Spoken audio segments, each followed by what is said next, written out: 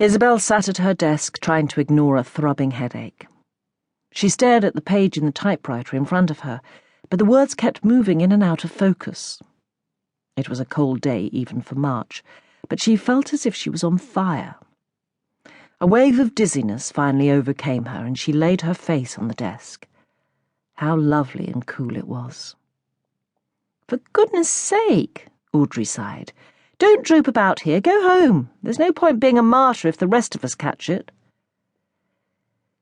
Jimmy Jones, the packer's son, was loitering in the doorway, picking his nose and waiting for Trudy to give him a parcel to take to the post office. "What are you staring at?" Audrey snapped. "Go and find her a taxi." "All right, keep your hair on," he muttered and slouched off. "You needn't worry," she told Isabel, who was trying to finish up. "Take the fare out of petty cash. Spoil yourself." Audrey helped Isabel on with her coat. Whilst the older girl's back was turned, Isabel slipped a manuscript that Stephen had given her inside her shopping bag. If she had to be ill, she'd want something to read. For the next 3 days, however, there was no question of reading anything. She slept, cocooned in the extra blankets that Vivian had dragooned their landlady into giving her, so she didn't have to spend precious pennies on gas. Nothing passed her parched lips and burning throat but water.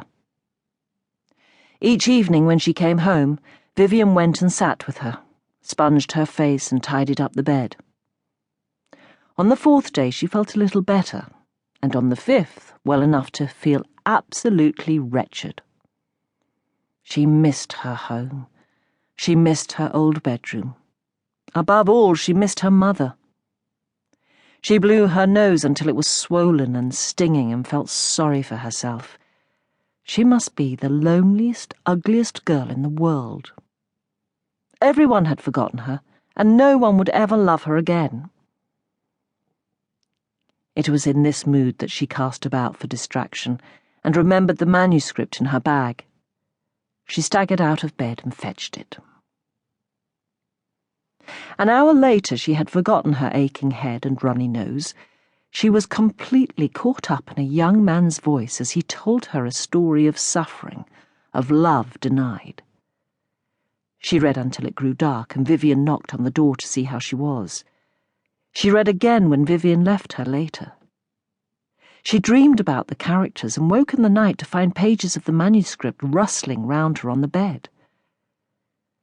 The next morning she finished it, actually weeping when the young man and his love, Diana, were finally parted by Diana's death in an air raid when he was on his way to meet her.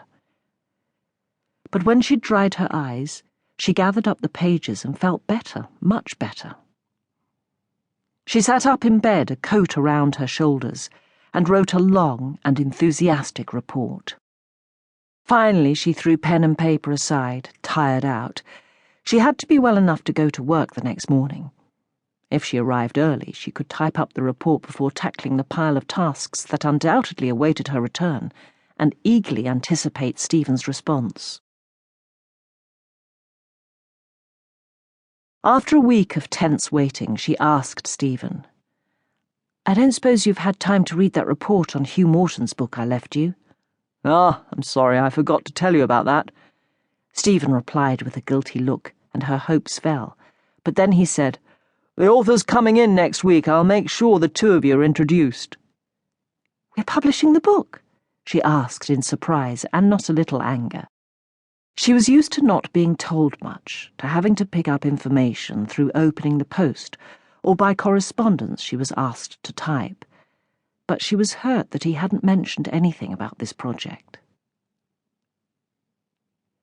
"His agent rang, accepting our offer this morning, so it certainly looks like it," Stephen said with a boyish smile. Then, more seriously, "What I'd like from you is a list of notes, a more detailed version of those changes you suggested in the report." "The ones about Diana, you mean?" He was actually allowing her to work creatively with an author. Suddenly he was forgiven. "Yes, I'm inclined to agree with you. She does lack spirit. I'll need to speak to him about it." "Oh, yes, of course." She was pleased that he wanted her notes, but